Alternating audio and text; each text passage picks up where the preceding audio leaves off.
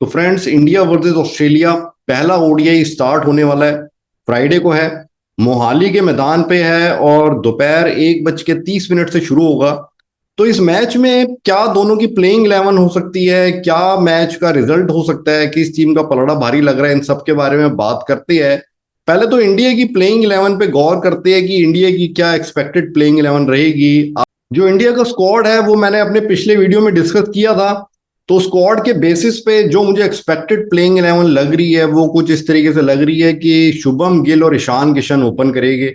तो गायकवाड इनका reserve opener भी है और एक ही रिजर्व बैट्समैन है, तो गायकवाड बाहर बैठेगा, ये मुझे लगता है। और श्रेयस अय्यर को तीसरे नंबर पे मौका मिलेगा, केएल राहुल चौथे पे आएगा। अब मुझे क्यों लग रहा है कि श्रेयस अय्यर को ये तीसरे पे खिलाएंगे, क्योंकि पहले इन्होंने तिलक इस लाइनअप में, अगर हम तीसरे नंबर पे सोचे किसको भेज सकते हैं, तो या तो ये तिलक वर्मा को भेज देंगे। तो तिलक वर्मा को जब भी ऊपर भेजा गया है तो वो उतना अच्छा नहीं खेल पाया है। और अगर स्काई को सोचे तो स्काई को जो टीम में ये एस्टेब्लिश करने का सोच रही है इन ओडीआई, तो एज ए फिनिशर सोच रही है। तो मेरे ख्याल से तब उस एंगल से भी ये सही रहेगा कि स्काई अपनी पोजीशन पे ही आए जिसमें वो टीम मैनेजमेंट उसको फिट करना चाहती है। एक और रीजन जो मुझे लग रहा है कि अय्यर राहुल 3-4 पे आएगी, क्योंकि यहाँ पे कप्तान केएल राहुल है। तो थोड़ा सा कप्तानी का वो फायदा भी उठाना चाहेगा, वो अपनी 5वें नंबर की पोजीशन से ऊपर करना चाहेगा अपने आप को। तो उसके लिए वो अय्यर को तीसरे पे करे, खुद चौथे पे आए तो वो बेटर रहेगा। और आई थिंक यही इनका बैटिंग ऑर्डर भी सही रहेगा। तो 5वें पे फिर ये तिलक वर्मा को रखेंगे और छठे पे सूर्य कुमार यादव। अच्छा, यहां पर मुझे विकेट कीपर भी लगता है कि केएल राहुल ही करेगा, not Ishan Kishan. Because KL Rahul बहुत स्मार्ट बंदा है, उसे पता है कि कंपटीशन है यहाँ पर। तो अगर एक दो मैचेस में भी वो फेल रहा, किशन ज्यादा अच्छा कर गया, तो उसको प्रेफरेंस भी दी जा सकती है। तो इसलिए वो विकेट कीपर का रोल भी अपने हाथ से नहीं छोड़ेगा। सो ये टॉप 6 का इंडिया का बैटिंग ऑर्डर रहेगा। और फिर जडेजा एट नंबर 7, और 8वें पे ये एक ऑलराउंडर को प्रेफरेंस देगी, तो शर्दल ठाकुर या वॉशिंगटन सुंदर में से कोई एक रहेगा, डिपेंडिंग कि ये 3 स्पिनर्स के साथ जाते हैं या 2 स्पिनर्स के साथ। अश्विन का खेलना मुझे लगभग तय लग रहा है। और दो जो पेसर्स, स्पेशलिस्ट पेसर्स जो रहेंगे, तो बुमराह और सिराज रहेंगे। तो शामी मुझे लग रहा है फिर से बाहर बैठेंगे। पर इस 11 में मुझे लग रहा है कि वॉशिंगटन सुंदर ही बाहर बैठेंगे, ठाकुर खेलेंगे। क्योंकि आप देखिए, पहले पांड्या होता था तो वो 6 बॉलर होता था, बट यहाँ पर तिलक वर्मा आपका 6 बॉलर होगा जो कि स्पिन फेंकता है। सो इंडिया चाहेगी कि 3 पेसर्स रहे उसके पास, तो इसलिए बुमराह सिराज के साथ ये ठाकुर को इंक्लूड करेंगे, इस बात के मुझे ज्यादा चांसेस लगते हैं। और आपके जडेजा अश्विन स्पिनर्स हो गए, साथ में तिलक वर्मा। सो ये इंडिया की एक्सपेक्टेड प्लेइंग 11 रहेगी। फिर हम ऑस्ट्रेलिया की प्लेइंग 11 क्या हो सकती है वो देखें, तो जो इनका स्क्वाड है उसके अकॉर्डिंग इस तरह की इनकी प्लेइंग 11 रहनी चाहिए।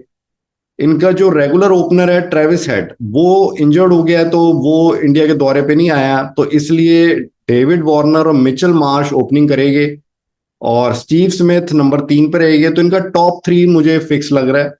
और उसके बाद जो बैटिंग ऑर्डर है 4 to 7 वो थोड़ा वेरी कर सकता है, बट ये 4 प्लेयर्स रहेंगे, Glenn Maxwell, Alex Carey, Cameron Green, Marcus Stoinis. पर इन चारों का बैटिंग ऑर्डर ऊपर नीचे हो सकता है। पर मुझे लग रहा है एक तो एलेक्स कैरे को ये एट नंबर 4 या 5 खिलाएंगे, क्योंकि वो थोड़ा स्टेडी होके खेलता है। तो और जो बाकी इनके ये ऑलराउंडर्स हो गए, मैक्सवेल, ग्रीन, स्टोनाइस, तो they are more like aggressive hitting batsman. तो इनको शायद ये 5 6 7 पे रखे या किसी एक को चौथे पे कर सकते हैं। सो इनका टॉप 7 इस तरीके से रहेगा। और वैसे इनके पास रिजर्व बैट्समैन में मार्नस लाबुशेन है, तो उसको ये एडजस्ट करने की कोशिश कर सकते हैं in place of one of the allrounders शायद। पर चांसेस यही है कि शुरुआत में पहले मैच में ये मैक्सवेल, ग्रीन, स्टेनॉइस तीनों को खिलाएंगे। और फिर एट नंबर 8 एंड 9 इनके bowling allrounders Mitchell Starc and captain Pat Cummins. और एक ही स्पेशलिस्ट स्पिनर के साथ ये जाएंगे, Adam Zampa. And at number 11 Josh Hazlewood. अब हम इस मैच का देखें कि क्या हो सकता है, तो मैं आपको एक इंटरेस्टिंग स्टैट यहाँ पे बताना चाहूंगा कि इस मैदान पे आखिरी बार जब इंडिया ऑस्ट्रेलिया का मैच हुआ था 2019 में हुआ था, तो दोनों टीमों ने 350 से ऊपर रन बनाए थे। इंडिया ने 358 रन बनाए थे। और आपको सरप्राइज होगा जान के कि ऑस्ट्रेलिया ने ये टारगेट चेस कर दिया था एक ओवर रहते। तो वो ये मैच जीते थे इस मैदान पे, 358 उन्होंने टारगेट चेस किया था। सो दैट मीन्स कि पिच बैटिंग के लिए बहुत अच्छी रहती है, यहाँ पर इस वक्त भी बहुत अच्छी है। तो यहाँ पर आप एक्सपेक्ट कर सकते हैं कि जो भी टीम पहले बैटिंग करेगी तो वो 300 से ऊपर तो बनाना चाहेगी। ऑस्ट्रेलिया मेरे ख्याल से 300 प्लस बनाएगी अगर उसकी पहले बैटिंग होती है, और इंडिया भी अगर पहले बैटिंग करती है तो 300 प्लस बनाना चाहेगी। अगर कम बनाती है कोई भी टीम 250, 240, 260, तो वो मेरे अकॉर्डिंग काफी नहीं रहेगा, चाहे शुरू में फिर इनके बॉलर जल्दी भी विकेट गिरा ले। सो एटलीस्ट 300 रन यहाँ पर बनाने पड़ेगी। पर इस मैच में हम दोनों टीम्स को अगर कंपेयर करें तो मुझे, अगर मैं चलिए पहले बॉलिंग पे आता हूँ, इंडियन बॉलिंग पे आता हूँ, तो जो एशिया कप में इंडिया की बॉलिंग थी और अब की बार है, तो एक ही मेजर चेंज है कि कुलदीप यादव की जगह अश्विन है यहाँ पे, बाकी बॉलर्स सेम ही है। बुमराह, सिराज और आपके ठाकुर हो गए और जडेजा, तो ये एशिया कप में भी थे। तो बॉलिंग वाइज मेरे को इंडिया एशिया कप के कंपैरिजन में वीक लग रही है। With no disrespect to Ashwin, but ODI में Kuldeep Yadav is better bowler than Ashwin and Jadeja both.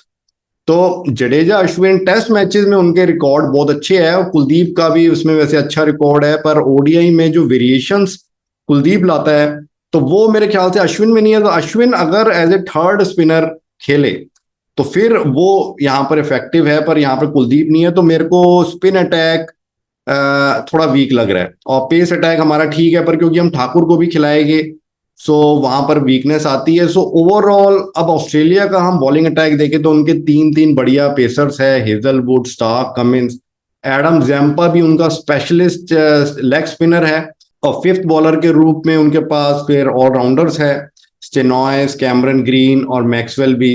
So bowling wise Australia is better. और हम बैटिंग वाइज भी देखें तो बैटिंग वाइज भी ऑस्ट्रेलिया ही बेटर लग रही है, बट इसमें थोड़ा सा मेरे को डिफरेंस कम लग रहा है, क्योंकि ऑस्ट्रेलिया का जो टॉप थ्री है वो तो स्ट्रांग है, पर इनके मिडल ऑर्डर्स में ऑलराउंडर्स है, विकेट कीपर है। तो मे बी इंडियन कंडीशंस में उनको एडजस्ट होने में टाइम लगे, या इंडिया भी अपनी उनकी होम कंडीशंस है तो वो भी अच्छी टफ फाइट दे बैटिंग में, वो भी कुछ अच्छा करके दिखाए। श्रेयस अय्यर को भी अपनी जगह पक्की करनी है आफ्टर इंजरी, जो वो कमबैक कर रहा है। उधर ऊपर गिल अच्छी फॉर्म में है, किशन किशन भी अच्छी फॉर्म में है, केएल राहुल भी है। तो जो इंडिया की वीकनेस हो सकती है कि वो नंबर 5-6 पे हो सकती है, स्काई और तिलक वर्मा के रूप में, क्योंकि ये वनडे में अभी तक कुछ अपने आप को प्रूव नहीं कर पाए हैं, तो वो इन्हें करना होगा। सो बैटिंग वाइज भी ऑस्ट्रेलिया ही स्ट्रांग लग रही है, बट वहां पर मुझे लग रहा है इंडिया टक्कर दे सकती है। सो ओवरऑल तो team going into first match Australia team better नजर आ रही है, और इसलिए मेरी जो फर्स्ट मैच की प्रिडिक्शन है वो ऑस्ट्रेलिया के फेवर में है।